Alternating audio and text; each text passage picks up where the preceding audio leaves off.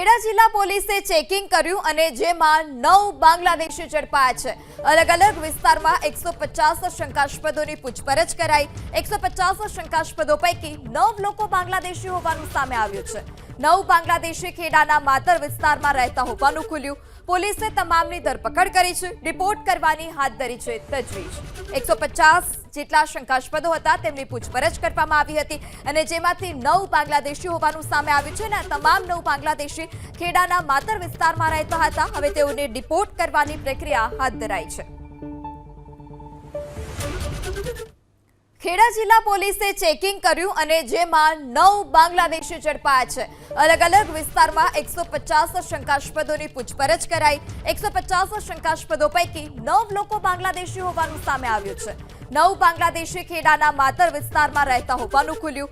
પોલીસે તમામની ધરપકડ કરી છે। રિપોર્ટ કરવાની હાથ ધરી છે તજવીજ।